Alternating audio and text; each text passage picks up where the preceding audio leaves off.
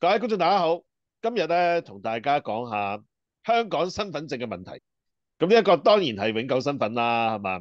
即係我就一路都覺得好奇怪嘅，香港係容許雙重國籍，但係呢個雙重國籍咧，好多人咧就話：喂，我變成加拿大人，我就唔係香港人啦。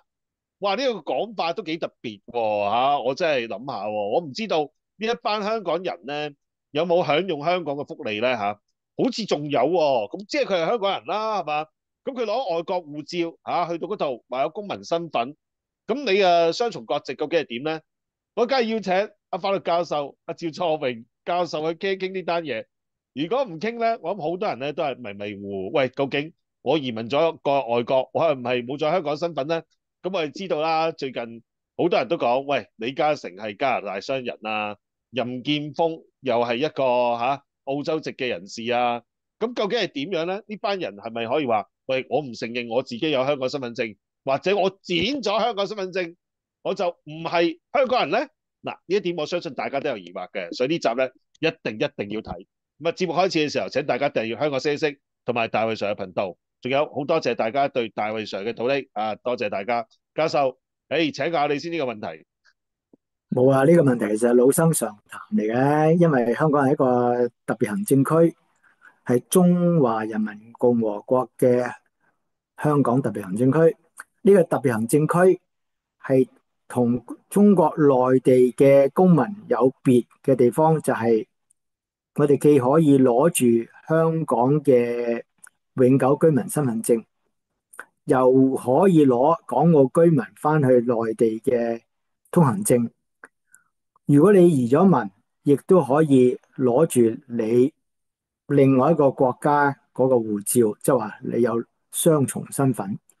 但係呢個雙重身份基本上呢，就係響你離開你嗰個歸化嗰個國家，譬如話加拿大啊、澳洲啊、英國啊等等，你翻到嚟香港嘅時候，你嘅身份就會變為一個香港嘅永久居民。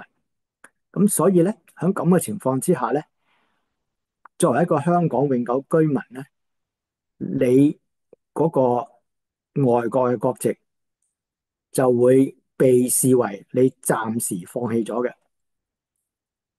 即係話你將自己響香港以至到中國內地嘅生活，就變為你另外一個國籍身份留喺香港同埋中國內地嘅一個可以享受嘅原因，以至到咧，因為你另外一個身份，你係香港永久居民呢個身份，同埋嗰個回鄉證嘅身份，咁你咧就響呢一段時間，你唔係，如果你攞住個國籍係加拿大，你唔係加拿大人；你攞住個澳洲籍，你唔係澳洲人，你係香港行政區嘅中國公民。所以個問題就係以你嘅行為作為一個決定，以你身處何方嚟決定，所以就亦都係清晰嘅。咁同埋咧，冇一個法例話你點樣要放棄你原來嗰個國籍嘅。你抌咗你嗰個回鄉證，唔係等於你放棄咗你嘅國籍。你真係要正正式式向中國、向香港政府申請，我唔要呢樣嘢啦。咁但係咧，呢個係一個唔係好多人做嘅事情啦，因為原因本身你係將自己呢種方便，以至到你自己本身唔係一個違法嘅人，你唔係想翻嚟為非作歹啊嘛，冇事噶，係咪？所以個問題一樣嘅，同樣嘅道理。咁但係當然啦，一啲西方國家，包括喺2019年發生事之後咧，包括澳洲政府、英國政府，即係五眼聯盟啲政府，全部都講你唔好翻香港啊，好危險噶，會俾人拉噶等等嗰啲，全部都係有好大嘅水分係靠嚇嘅，因為你行得正企得正，而香港唔係立亂去拉人，唔係佢哋咁樣講話啊，你唔可以亂講嘢，唔係俾人拉噶。呢啲大家可能聽過噶，但大家有冇睇到有邊個人因為翻嚟香港立亂講嘢俾人拉噶？冇啊嘛，起碼我睇唔到啊。如果有唔該話俾我聽啊，嗱，俾陣時間我老師。我哋做自媒體咧，好似袁弓夷啊、支流啊，佢哋咧喺公開嘅頻道上高，或者主動去接觸一啲我哋所謂嘅境外敵對勢力咧，呢一個問題就好嚴重啦。但係你翻嚟香港點樣鬧特區政府其實冇問題嘅，喺內地其實都係一樣嘅，因為你咪喺公開場合同埋你冇實質做一啲嘢啊嘛，鬧一鬧，我要宣泄我自己嘅不滿，其實呢個唔係好大件事啫。咁我有時候都話，喂，特區政府有啲嘢做唔好，又唔見我有事係嘛？有乜問題啫？翻嚟喺外國唔係啦，譬如好似我哋講一講特別離譜啊，係嘛？竟然咧話要揾 FBI 去查一個法國嘅科學家，係嘛？喂，呢單嘢先離晒大譜嘛，連言論自由都冇喎。你話香港有冇言論自由？咁當然有啦。其實呢一單身份證嘅問題咧，我真係唔知㗎。我就係覺得以雙重國籍咧，究竟係咩嘢咧？我諗大部分香港市民咧都對呢件嘢比較模糊。點樣取消呢一個香港嘅身份咧？申請咯，你咪申請佢做咯。話我而家再唔係啦，咁我亦都係台灣省嘅居民嚟嘅嚇，係嘛？我當年讀書，我都有攞到一張台灣省嘅身份證。咁去台灣省咧，我就好方便啦。我梗係會主動取消啦，係嘛？我去嗰度隨時去探望啲朋友都唔知幾正。咁但係香港身份我都保留啦，係咪？我喺內地我都係要申請翻話我繼續有居留。但係而家每一次咧，我翻嚟內地咧攞居住證我都係5年時期嘅啫。5年之後咧要再嚟過啦，所以我好快又要再嚟多次啦。OK，咁就要登記翻話，喂，我而家再申請翻喺內地生活嘅，我有居住證嘅。咁其實咧，對於呢個居住嘅問題咧，同埋身份嘅問題咧，我係好清楚。所以李嘉誠或者係李澤鉅、李澤楷翻到嚟香港咧，佢係自動都係香港居民啦，係嘛？所以唔可以淨係話佢係加拿大籍，我咁樣理解有冇錯咧嚇？佢哋翻嚟香港嘅時候，佢就係要服膺香港嘅法律。佢係中國人，係住響中國香港特別行政區。佢個加拿大籍嗰個身份咧，就要暫時放埋一邊，因為佢翻咗嚟香港呢個中國特別行政區居住。所以亦都因為係咁嘅時候咧，有兩個情況咧，呢啲有錢佬又要注意啦。佢雖然翻咗嚟香港，係變成一個實質上喺香港生活嘅中國人，但係佢又攞住一個加拿大嘅護照，所以加拿大政府要求佢嘅公民交稅啊，係要必須全球徵稅嘛，因為唔理你住喺邊度啊嘛。咁所以咧，究竟佢有冇交加拿大交足稅咧？唔係，我哋唔使同佢擔心噶，大把人為佢提供專業服務，會計師成隊咁喺門口企咗喺度噶嘛。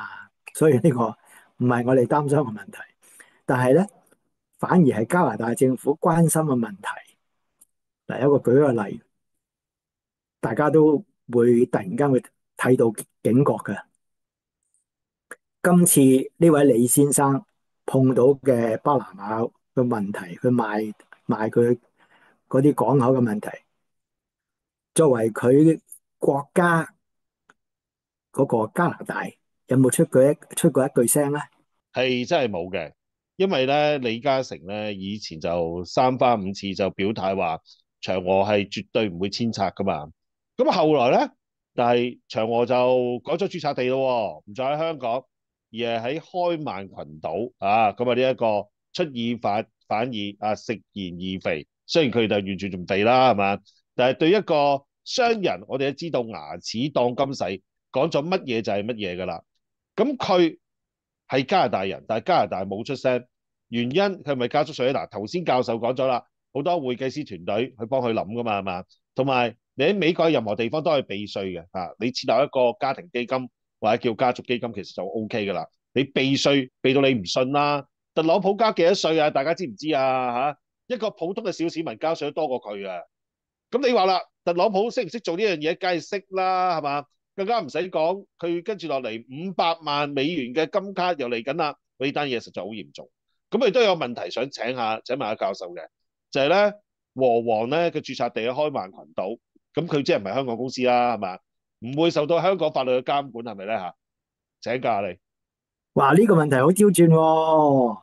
嗱，最重要一個問題咧，自從有個巴拿馬醜聞出現咗之後，就講緊嗱個英文叫做 Panama Scandal 啊。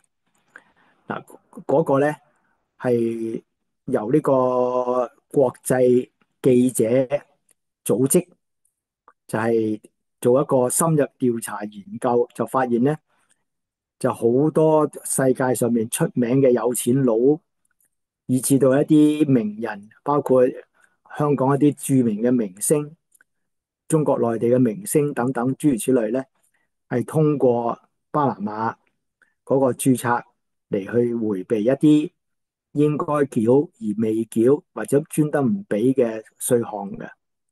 咁啊，其中亦都包括一啲咧政壇上面係做緊總理啊、總統嘅人啊。咁所以其實嗰單嘢係好大、好大、好大、好大件事就發生咗嘅。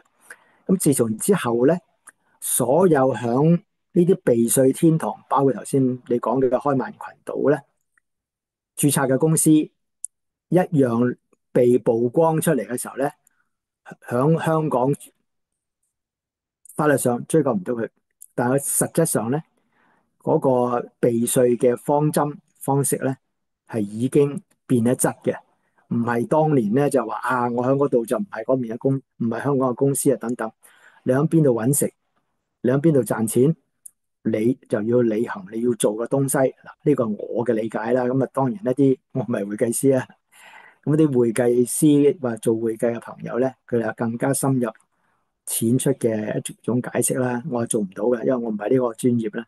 但我嘅理解就係，你而家響一啲避稅天堂成立嘅公司咧，係已經達唔到完全避晒稅嘅目的㗎，即係話呢個稅網難逃啊，唔係法網難逃噶啦，所以冇意思噶。你當年去咗響呢啲咁嘅避稅天堂開咗公司，而被知道你已經喺嗰個地方開公司嘅時候咧，個避稅嘅目的係被打破嘅，冇意思嘅。所以點樣睇橫睇掂睇都好咧，呢個人所屬嘅公司只要喺香港，佢喺度運作嘅時候咧，佢就受香港嘅法例所監管嘅。咁所以亦都因為係咁咧，我同阿柯老師，你應該係2個禮拜都唔夠之前咧，就做過關於佢響巴拿馬嗰個事情啦。咁我哋都曾經，我同你都拍咗嗰條片入邊，我用我另外一個題目去講咧，我話老超人咧就賣咗佢個累贅啊嘛，係咪？個問題就係我哋當時嘅諗法同埋睇嘅方式，因為我哋嗰陣時係我哋好早做嘅，我哋一直都以為佢已經因為喺香港啊嘛，應該咧就係香港相關嘅部門係知道呢件事情，但係點知原來佢咁叻喎，唔俾人知都得喎。咁嗱，呢個佢叻啦，係咪？咁但係有陣時有啲嘢叫做精歸咗噶嘛，係咪？嗱，正正係因為精歸咗之後咧，就出現一個問題啦，就係今時今日所有嘅問題。但係從另一個角度睇咧，佢亦都有可能係一早估到今日咁嘅結果嘅，即係話兩面受敵，豬八戒照鏡，兩面都唔係人。點解咁樣做咧？就令到佢賺得更加多，更加清脆利落，令佢以後咧響經濟以至到商業歷史上面咧留翻一頁好亮麗嘅，就係揾盡2個國家至到3個國家嘅錢，同埋咧本來咧就賣一個價錢都好合理嘅啦，就因為突然間鋪天蓋地對佢嘅批評咧，佢間公司突然間亦都遠遠超過佢而家冷靜期所同意嗰個賣出去嘅價值啊！嗱，其實已經嚟緊，大家睇到呢個可能性噶啦。我停一停，俾個時間你，柯老師睇下我先解釋啦，或者係睇下你點睇先。李嘉誠嘅問題咧，佢就真係精得美啦嚇，我哋講。咁一個商人有冇祖國咧？咁我睇咗一杯壞土豆嘅一篇文章，咁佢話呢一個係一個問題嚟嘅咩？就講啦，你人有冇祖國啊？咁商人係咪人啊？嗱，你話俾我聽，如果商人唔係人，冇祖國，咁我承認商人亦都係人咧，咁所以佢一定有祖國嘅。咁佢係講得好串，只有人渣先冇祖國嘅，係嘛？呢一點我覺得講得好到咯啊！咁李嘉誠咁樣玩法咧，其實對於長和系嘅股價咧，我都見到佢係冇高弄低㗎啦。咁我想聽下教授咧，就係、是、説明下，喂呢單嘢究竟係點樣樣咧嚇？請教下教授先。嗱，我哋因為呢段時間啊，阿柯老師你都同唔同嘅嘉賓用唔同嘅方向去睇嘅問題，其實好透徹㗎啦，已經。係冇錯。咁大家都明白㗎啦，人渣就唔係人啦，呢個事實啦。但係問題就係，大家從另一個角度去睇，亦都係有我起碼睇到一個內地嘅視頻，就提出一個觀點。我覺得呢個觀點係可以有一啲信息同大家交流一下。就講咩呢？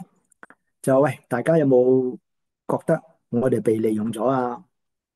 有人其實一早估到今時今日嘅情況㗎啦。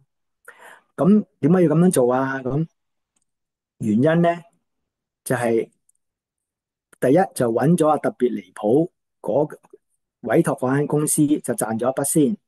咁但係咧就先唔交易字，有個冷靜期，因為呢個都係常規啊，因為嗰筆數咁大，係咪？咁對方都要喺呢段時間做一個盡調，即係盡職調查，睇下係咪值咁多啦，或者諸如此類啦，又話大家冷靜一下啦。咁喺咁嘅情況之下，突然間鋪天蓋地話佢呢樣嗰樣，令到佢聲名狼藉，就係臭出天下啦，可以咁講，係咪？即係話全世界都關注呢件事啦。咁所以咧，開頭嘅時候就有一大批由特別離譜先生，以至到佢嘅助手，通過巴拿馬政府俾佢嘅壓力，咁啊壓力係嚟自外方。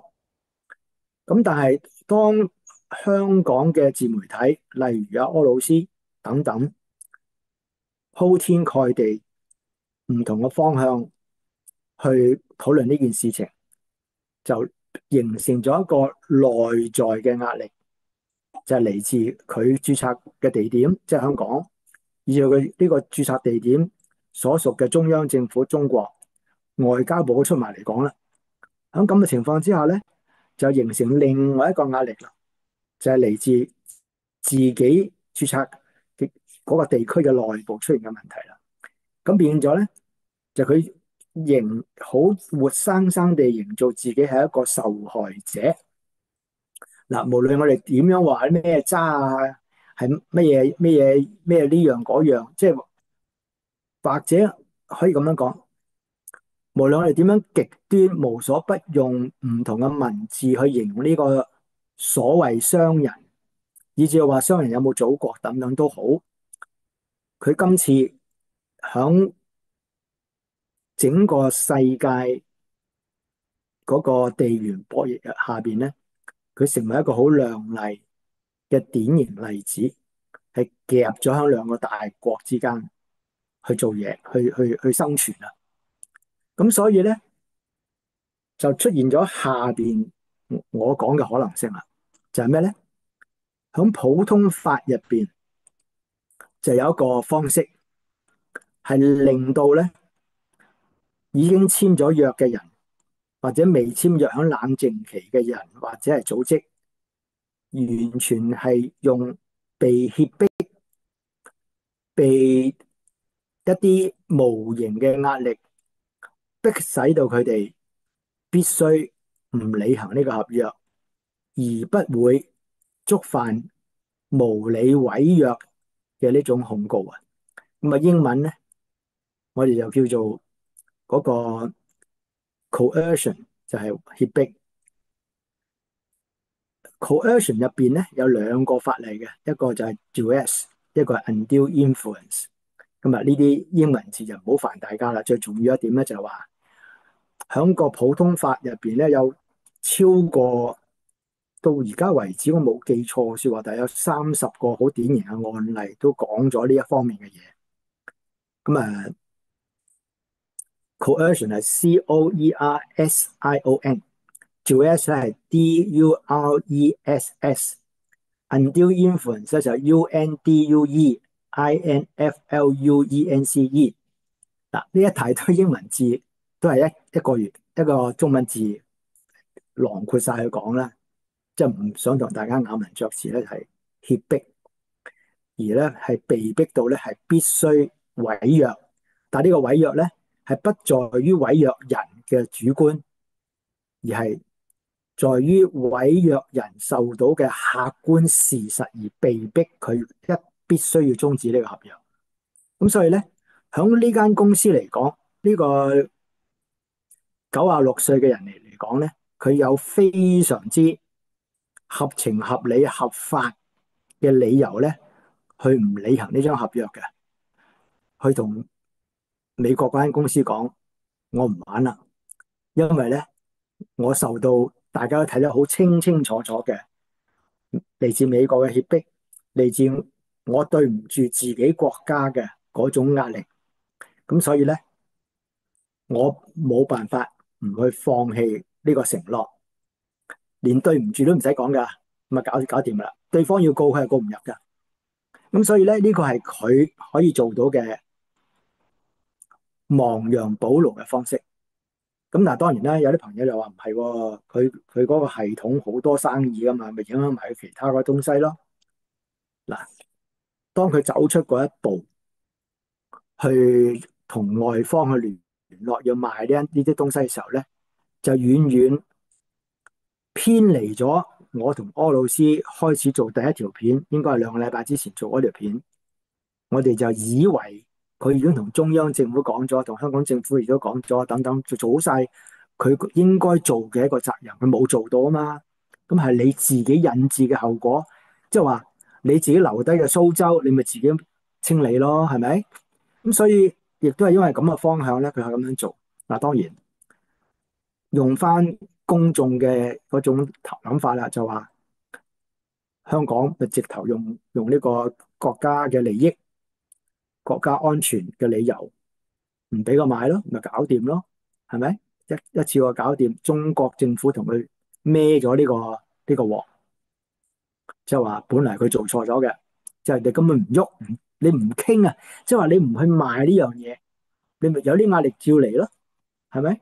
逼到你離譜嘅時候，你就可以用另外一啲手段去對付啊嘛，有國家同你出面啊嘛，你唔需要咁做啊。咁但係去翻我哋原先第一條片講嘅，在商言商，佢做係冇錯噶。不過問題就係，當我哋話冇錯嘅時候，你睇翻之前你有冇問過相關嘅嗰個管轄部門啊、政府啊，係咪？咁你點同中國政府交代等等？但係亦都有個好處，佢今次咁樣做咧，正正係反映咗一樣嘢，係刮咗特朗普一巴嘅，就係香港特別行政區政府，包括中央北京嘅政府，都冇干預到商人嘅所有嘅生意啊！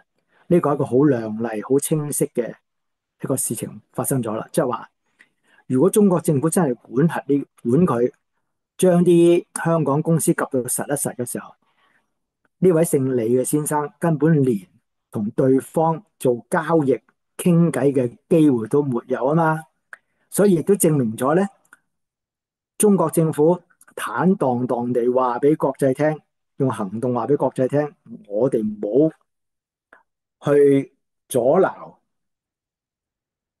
李先生跟巴拿馬嗰個關係，跟美國嗰間公司嘅關係都冇干預佢。咁但係去到做咗呢件事情出嚟之後，就發現有其他嘅問題陸陸續續出現咗啦，包括美國響而家巴拿馬嘅部署都非一般啦。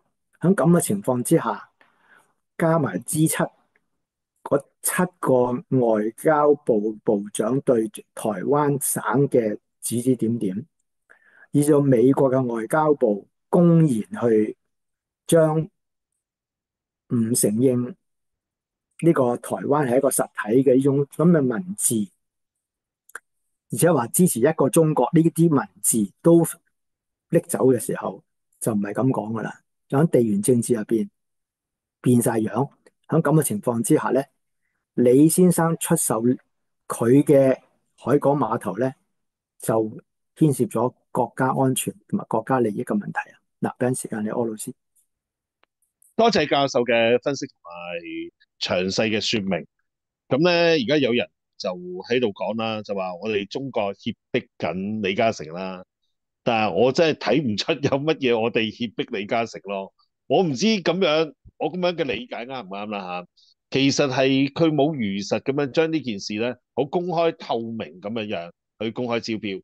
咁亦都有人話佢受到美國嘅脅迫，不能不從。如果不從咧，咁佢外國嗰一啲子孫啊，或者一啲企業啊，就會出現好大問題啦。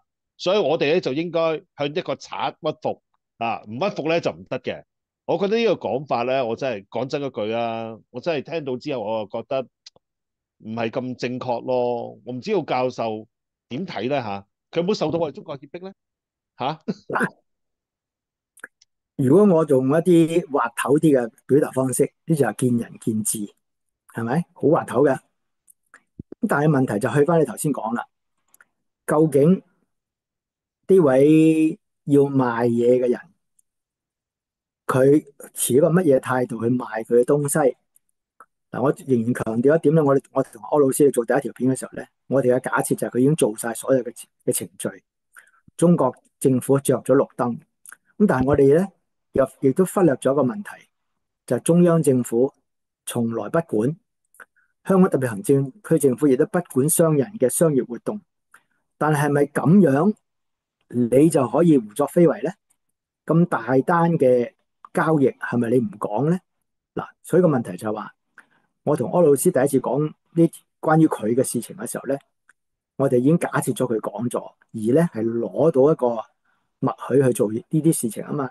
咁既然佢未講嘅時候咧，佢就冇盡到佢作為一個商人響佢嘅註冊地，佢土生土長嘅地方，賺錢嘅地方所得到嘅好處，唔識去，竟然唔識回饋社會，去為咗呢件大嘅決策去做事情。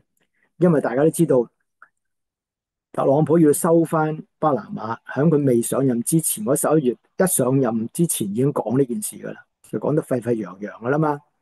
好啦，咁啊，中央政府等下睇下你阿李生，你有乜嘢決策可以同大家分享，我咩可以幫到你嘅情況之下，佢自己就係同相關嘅美國商人去做呢件事情啊嘛，係咪？咁嗱，有啲信息就話佢已經同中央政府傾過呢個問題啊，等等。嗱，我哋冇證據睇到呢樣嘢啊。嗱，另外一樣嘢就係話，如果中央政府知道呢件事係咪咁樣做法咧，我哋唔知啊。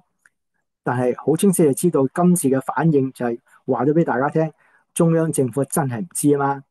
喺咁嘅情況之下，亦都解決咗個問題，就係重複翻頭先講嘅，中央係冇阻撓到任何生意人嘅做嘢嘅方式。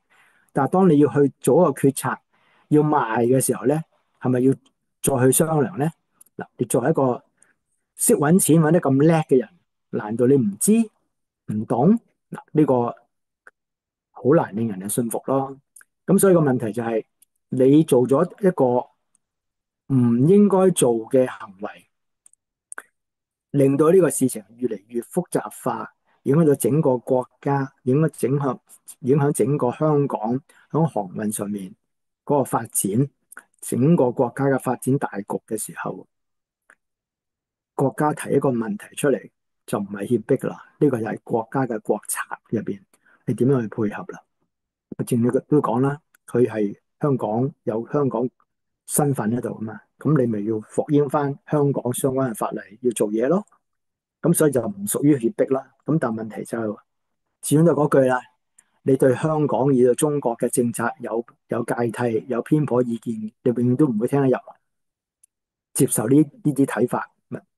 咁所以喺一個強而有力嘅國家中國現階段之下，又要睇睇呢位先生佢係咪真正回頭是岸去識做嘢咯。嗱，俾陣時間你柯老師。嗱，有一個最後問題，頭先教授就強調。話佢都係喺香港註冊嘅，但係佢註冊地又喺開曼群島。其實呢個咧係冇關係㗎，係嘛？佢都係一樣樣喺香港註冊啫嘛，啱唔啱啊，教授？雖然佢開曼群島註冊，但係佢嘅實質做嘢賺錢，以至到整個運作都喺香港嘛。咁就咁講咗，因為個巴拿馬嗰個醜聞（Panama Scandal） 之後咧，呢類咁樣嘅響避稅天堂註冊嘅公司係完全唔可以避免響自己運作嘅地方而避開當地嘅法例噶。所以唔通開曼群島係一個國家有一個主權可以幫你？唔係啊嘛，佢幫你揾錢，幫你呃稅啫嘛，唔係幫你避稅。你要用翻個字改佢咁。但係大家都笑啦，你知做乜啦，係咪先？所以個問題就係嗰啲所謂國家係有興趣賺你公司註冊嘅費用啊嘛，係佢哋嘅經濟命脈嚟噶嘛。咁你叫佢喺國際上政治上面幫你去同人哋博弈，佢做唔到啊嘛。始終你都係要喺你嘅生意運作地區入邊跟足嗰個方向去做啊嘛，因為你喺度運作噶嘛。佢間公司大部分嘅運作嘅模式，以至到日常嘅運作，諸如此類都好多喺香港嚟噶嘛，唔係喺開曼群島啊嘛，係咪？即係話你話喺外國註冊，就跟住同你冇關係，錢係你又賺到盡，義務你又唔做嘅時候，呢個世界唔係你噶嘛，呢個世界係有公理噶，係有政府管轄噶嘛。嗱，俾陣時間你啊，歐老師。多謝晒教授啊！我今集嘅問題真係幾尖鋭下嘅，問咗咁多嘢，其實咧就係真理越辯越明嘅。嗱，咩叫事實，咩叫真相咧？呢啲就係事實同埋真相啦。好啦，今日節目時間就到此為止啦，感謝大家嘅支持，希望呢一條片咧亦都會更加多人收睇，了解到而家實際嘅情況係點樣樣，乜嘢叫做香港身份，乜嘢叫做公司註冊地，搞樣嘢。你就知道咧，成做得啱定係錯啦。好，拜拜。